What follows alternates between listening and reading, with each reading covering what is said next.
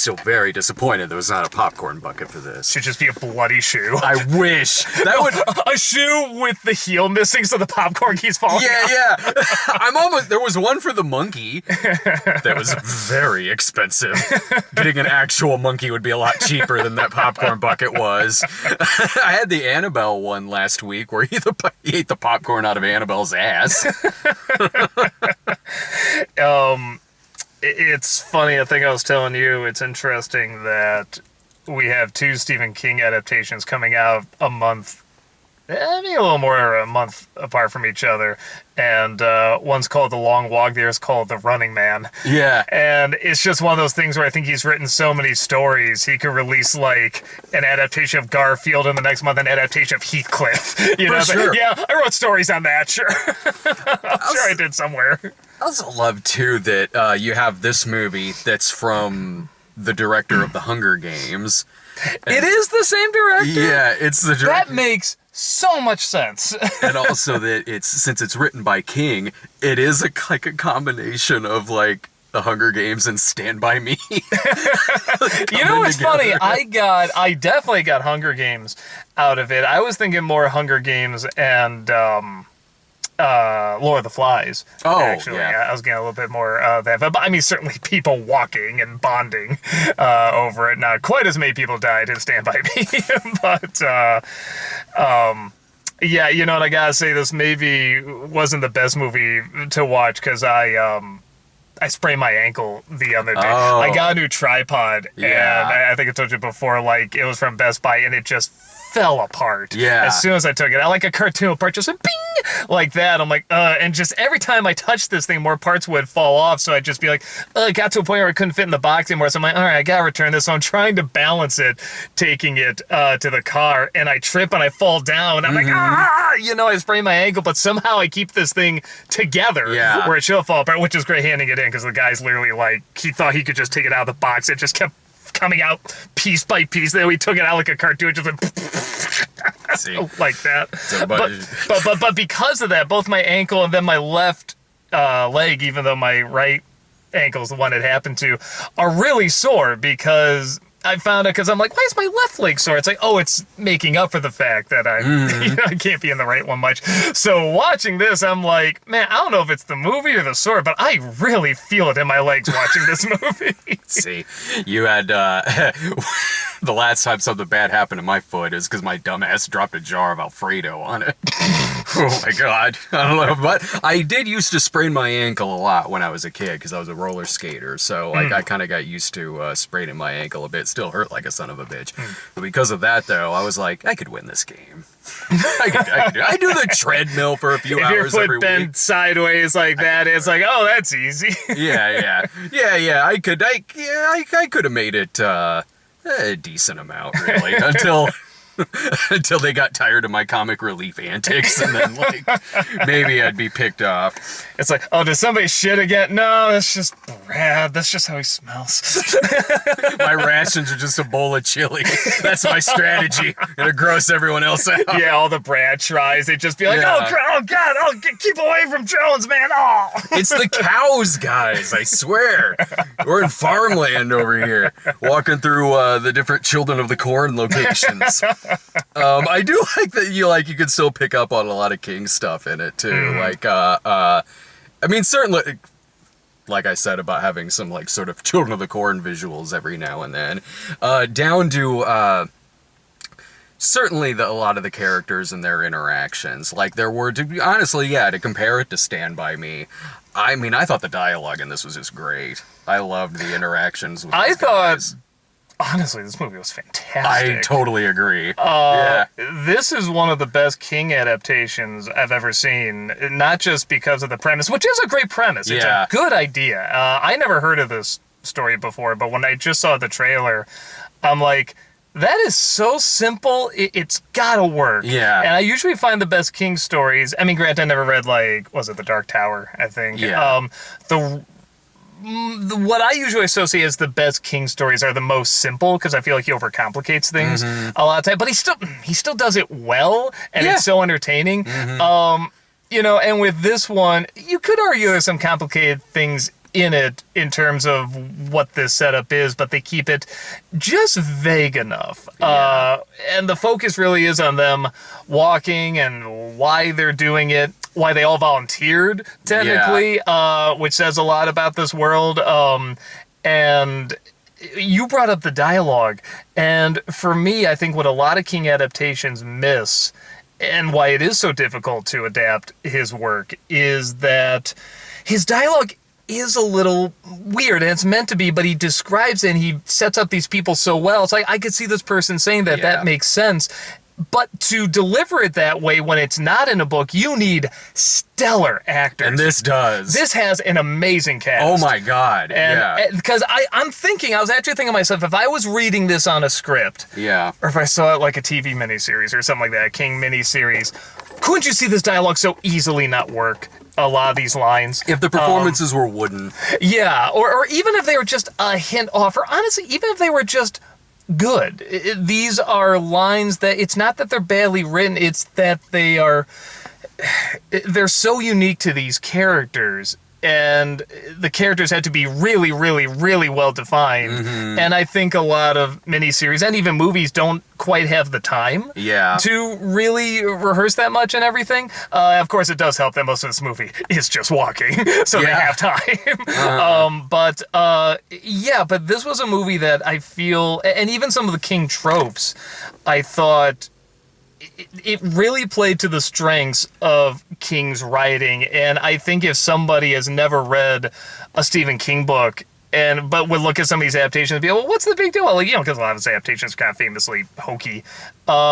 This would be the one to show, to be like, this is why this guy really, really works. This isn't really hokey or awkward or weird or so crazy it's fun, or it is legit, like, fascinating, it's dramatic, it's suspenseful, it's touching, it's a tearjerker. Oh my God, it is. Yeah. It's got gut-wrenching moments in this film. And when you see characters pop up in it that you could see working less, if this had a lesser screenwriter, a lesser director to it, there would be certain tropes that would maybe pop out a little too much.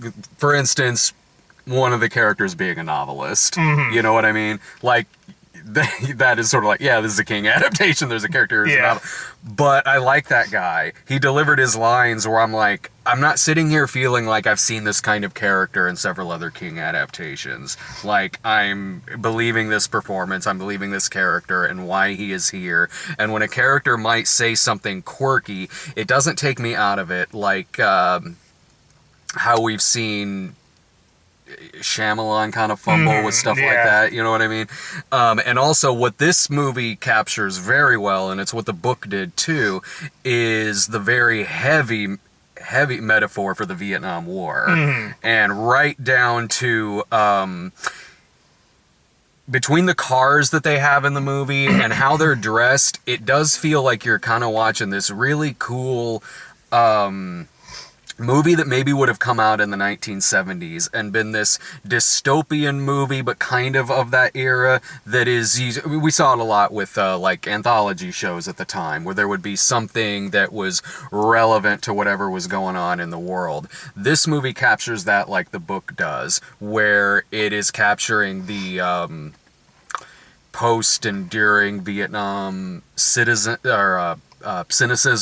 the angst that characters have at the beginning of it when they're going on this mission, the bonding that they form, the friendships, and like having each other's backs, knowing not all of them are going to make it out, and then drifting over the course of this movie very organically too, going from, again, how optimistic and kind of angsty they are at the beginning to shock, trauma, PTSD that they're dealing with, and all of these actors in the movie capture that perfectly. There's not a single bad performance in this. I was watching this movie thinking, and I figured I would probably like it going into it, and I figured I'd really like the acting too, but there are certain performances in this movie where I'm just like, this is one of the best performances I've seen this year. Yeah, no, definitely. There's, I mean, to a point where I'd actually be pretty shocked if several of these actors weren't nominated for several awards, honestly. And it's funny, 'cause you said you read the book, right? A long time ago. Okay, so I've never read it, but it's funny, I know that line, there's three things in life, 3 good things in life that you need. Because my girlfriend at the time, she was a big King nut, and she would quote that all the time. So I was kind of like, oh, that's where that line's from. Okay. But when, so watching this, what I enjoy about it, having not read the book, is that I thought with the commentary, you could read even more into it than that. Honestly, I didn't even make the connection to Nam, but as soon as you said that, I'm like, yeah, that checks out. That totally checks out. But it's one of those things where you can kind of read a bunch of different things into it, and that's the commentary I'm kind of missing. Even though I'm sure he did have that very specific idea in mind, it's still done broad enough where there's several things you can read into, now or the past, whatever, 10, 20 years, there's several things. And I think it taps into things that are sadly always going to be relevant, but then sometimes also thankfully are relevant. You do see these people bond. You do see how they talk to each other, and you see how some are trying to, sometimes backstab the other, but then when they see the real consequences of it, they're like, holy shit, that was a real human being. Like, this is not a game. And because they are all younger, they're all young men and everything.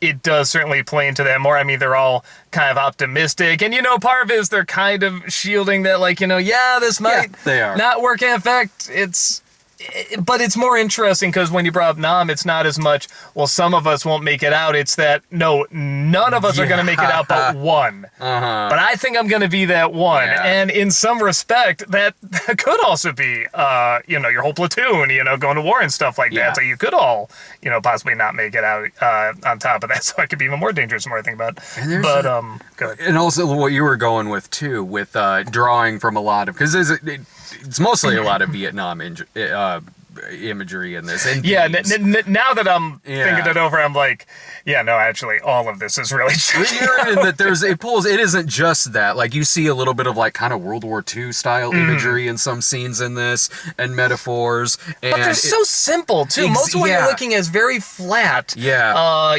Farmland, or maybe a city, or a little town or something like that.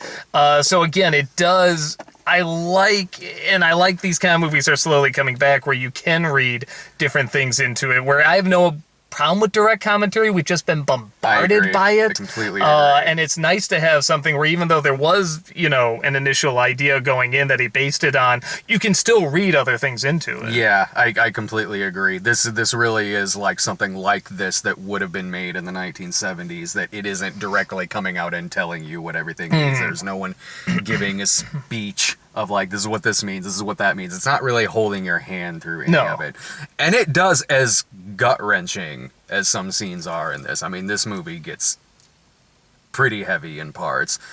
It does still kind of have a little of that dark kind of King sense of humor in a couple of scenes, man. You and I cracked up where, I don't want to spoil too much about this movie, and I'm not, but like, there's something that happens to someone's legs at one point in this, and the cars are still like, well, warning number 2.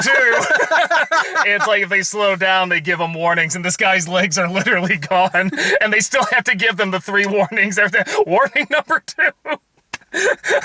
Like, I don't think he's getting up. But that so says a lot about that world, too. It's like, nope, they have these, you have to do this rule no matter what. Every single time, you always have to give the warning. But they don't say that they have to. They just do it, so you can put it together that that's the kind of world that it is. I was loving that Major in this. The Mark Hamill? Yeah. I don't know. Oh, you did? Were you thinking about him? Here's the thing, and because a part of me was thinking to myself, boy, it's nice to see Mark Hamill in a main role that's either not Luke Skywalker or a voice, but it is kind of a voice. And I think part of it could be because I know what he sounds like in real life. I'm going to hear Mark Hamill doing a voice that he's done in like a million cartoons and everything, and I'm kind of thinking to myself, I think I would have liked just his normal voice. It's not that it's a bad performance by any means, but honestly, in any other movie, I'd probably be fine with it. It's that the other actors are so good and so convincing that when you hear this kind of voice talking, even though he's supposed to be a larger-than-life character, just a hint, it did take me out a little bit. But at the same, the two ways I look at it is that I could also say, well, if I know a character in real life has, like, I don't know, a British accent, but he's doing an American accent, I can get around that. I could probably get around this. And yes, he is supposed to be a larger-than-life character. And there are some moments where you can tell, oh, okay, this isn't just him hamming it up or he decided to kind of go this direction. Like, there's some lines in here where you can tell, okay, this was written to come out of a voice like that. So it does kind of check out, but like I said, the only issue is that I do kind of wish they got an actor who was naturally just kind of had a larger-than-life voice naturally, and didn't have to do a voice. But it didn't necessarily, like... Again, I can't say it's a bad performance by any means. Like, he's really good. He is supposed to be really big. Had I not known it was him, and I had not known this voice and know what his real voice is like, maybe I probably would have been better with it, but it's because I do know what his voice is like. And I did find a hint distracting. Like I said, it's not bad. It's just compared to the amazing acting from everyone else that was so real and so grounded. You know, he is kind of doing a cartoon voice. Yeah, it didn't bother me at all, but like, because the kind of performance he's giving, the kind of voice he's using is, he's basically playing this, like, had this movie been made decades ago, it'd be like Warren Oates in this part. Yeah. And to kind of go off of something you just said, I didn't realize it was him until deep into this movie. Yeah.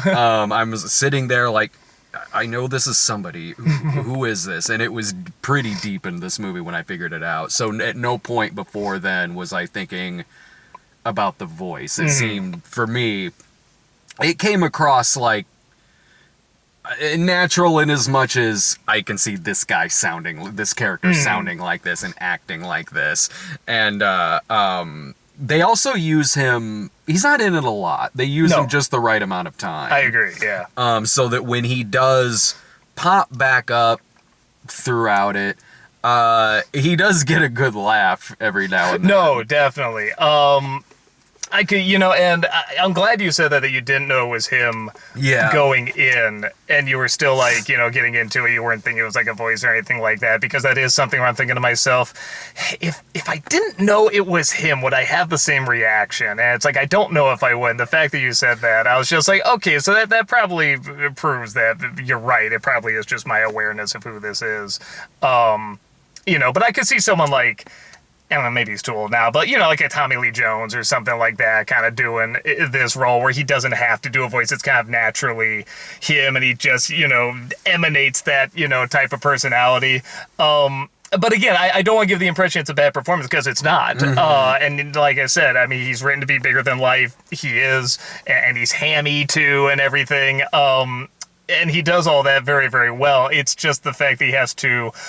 I was going to say he has to work off these other actors that are just doing a stellar job, but at the same time, he is supposed to be very separate from them, isn't he? I mean, he's on this car, he can relax, he can take naps, he can whatever, and they're literally out there, walking literally to death.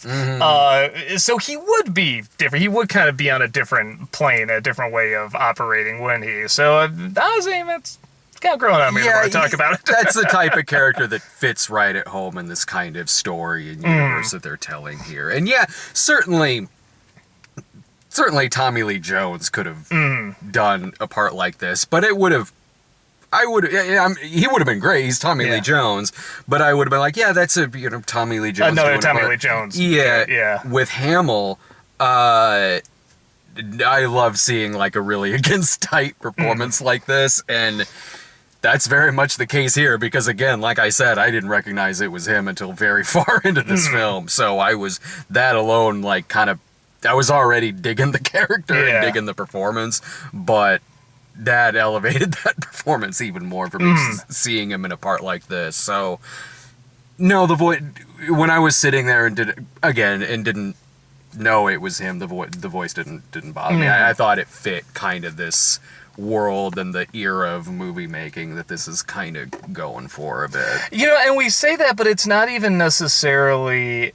I guess I don't want to give the impression that it's like watching a movie from the 70s. I mean, a touch, but it's also a film like, it doesn't feel like it was made in the 70s. It does feel like it was made now, but in a good way. Like, it's it's stylized, but not in a way that's showing off necessarily. In fact, there's one scene where he starts to have a little bit of a dream, and he like has a dream about his mom, or say, again, he's kind of walking half awake, half asleep, and it cuts to his dream of his mom. I remember thinking to myself, oh, don't do that. No, I like staying with, it's horrible to watch because you feel so bad, but I like staying with them. And immediately cuts back. I was like, oh, good. Okay, that's, like, this movie knows what it's doing. There's only one scene where it cuts to a flashback.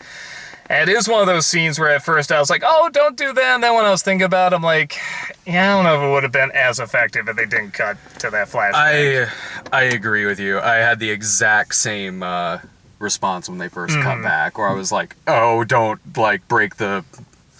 for lack of no pun intended, like, don't break the pace of this movie. I don't know how else to say it. Like, but it's quick, like you said, and then the other one that they do, it was pretty important to the story that they did that. They knew just enough to where it's not sticking back there very long. Yeah, and I do, and it's funny because I was talking about movies being made now, or it feels like it's made now in the best way. I feel like in the worst way, they would over-explain this world, and they would over-explain the rules. Again, sometimes King falls into that trap too. He does. Certainly.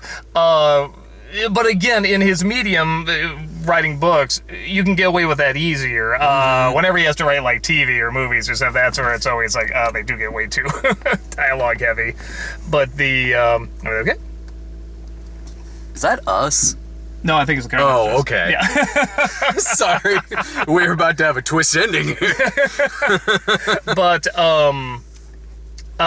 the only thing that kind of took me out of it, and it's a nitpick, but there is some very obvious dubbing near the end. Did you I never noticed that. I picked up on it. I guess I don't want to give anything away, but it's they're in a city and it's raining, and I was just like, this character does not sound like the rest of the movie. Oh. Which you could make the argument is maybe intentional, but it stood out a little too much for me, because obviously in this movie, I'm assuming a lot of the audio is really there, and they're recording, they're walking, you hear the breathing, you hear the blah, blah, and then suddenly this person is talking very clear and enunciating just perfectly, and when you see where it is in the movie, you could say, okay, maybe that's intentional, but it did distract me a little bit. And it's supposed to be a very emotional moment. I'm just so distracted by the dubbing here. Usually I'm good at picking up that kind of thing, but I missed it, in this one. No, aside from that, there's really not much to really rip apart about it. I'm a little torn on the ending, and I like that. I'm torn. Honestly, when you brought up again the Vietnam War, I'm kind of like, well, yeah, no, that actually does make the ending a little bit more interesting. But I think I like the ending. It could be there's been a lot going on in real life. Watch the news and everything like that. It's like, whew, this is... I don't know if this is coming at the best time or the worst time, you know what I mean? Like, there is some imagery in this. I'm just going like, okay. But that's not a fault of the movie or anything. Yeah. But it will be interesting to see how people, how some audiences react to it because of that. But, it is definitely something where when I got to the end, I was kind of walking out, just trying to let that sink in. I like a movie where I'm like, wait, did I like that ending or not? I gotta really think about it. And I think I do. Let me put it this way, even if I thought there was something I didn't like about it, it wouldn't ruin anything for me, and I'd be like, I see what it's trying to do, and that's a noble attempt or whatever. And the more I'm letting it sit, the more I'm like, yeah, no, I think I like it. I think I do dig it. I did too. I had no problems with the ending.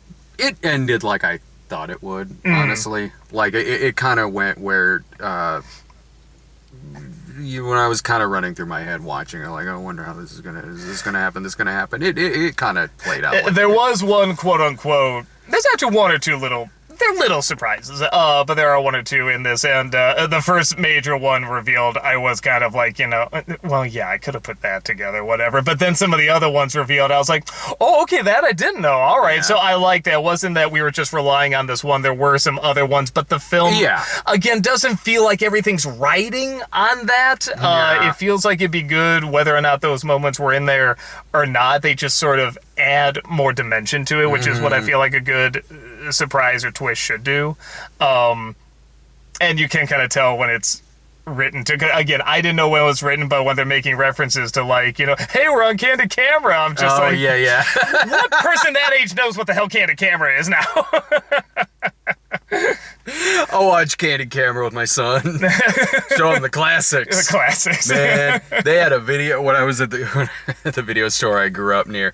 They had a Candid Camera tape there, but it was R-rated Candid Camera. R-rated Candid Camera. And it was Candid Camera. Like, it was still a host and everything. But it's just a snuff film. It was, she doesn't know what's going to happen. No, it long splats.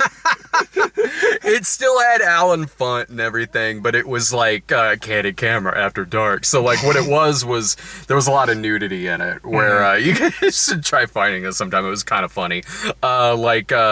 They would order a pizza. The pizza guy would show up. Guy knocks on the door. They rig it to where the door falls, and there's a naked woman on the other side who's just like, "Are you here for the nudist convention?" You know what? I think I have seen this somewhere. I totally forgot about it until you brought that up. I'm like, I do remember seeing this in the rental store, actually. Yeah, I think I remember seeing it advertised. They had all the little censor, too hot or whatever. It did. You gotta order it. Yeah, okay. I think I did. It had like a cartoon cover. Yeah. I do remember this now. Yeah. Good times. Good memories. Get that for $1 on eBay. Yeah. Oh, what grade would you buy that for $1? I did. It's probably how much it costs to rent it. What grade would you give this? Honestly, I think an A+. I really, really like this movie. I'll give it an A. Yeah. It's one of the best movies I've seen this year so far. It probably, I don't see as much as I usually see, like out in theaters and everything, but this, this is one of my favorite movies. I was just really enthralled throughout all of it. I wasn't getting bored, and again, I was really impressed listening to the dialogue, because I do this every once in a while. I think, how would this be written down? Yeah. How would it look? How would it read? And in a script, I think it'd be very, very tricky. Again, that this is kind of, the pro and con of adapting Stephen King, is that it works very well in a book, but, you have to explain more in a movie, and that's tougher. But because the acting and the directing was so good, I was just so impressed how well they were really capturing for lack of a better way to put it, the King voice. I mean, it really was.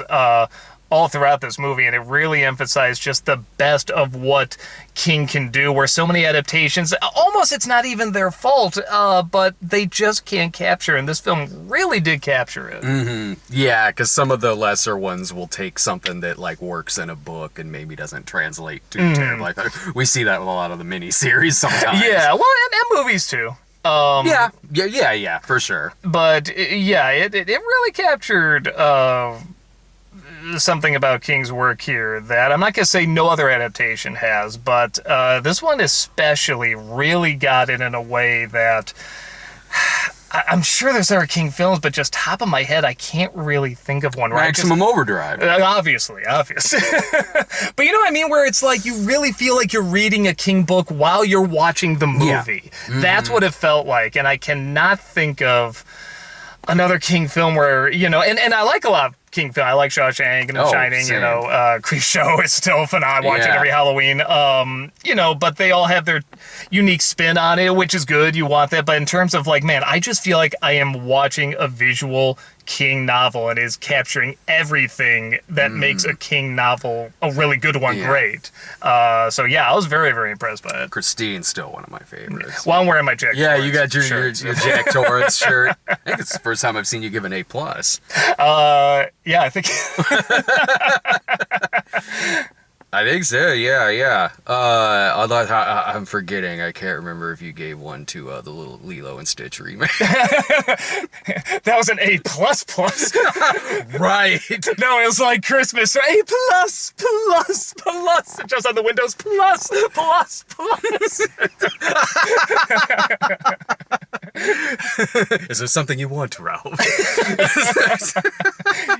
See that, Ralph. I gave that Lilo and Stitch remake like a B minus or something. If you gave that an A plus, even I'd be like, you're insane. What's next week? Is it him? Him, yes. Right on. All right. Well, thanks for watching, everyone. Take care.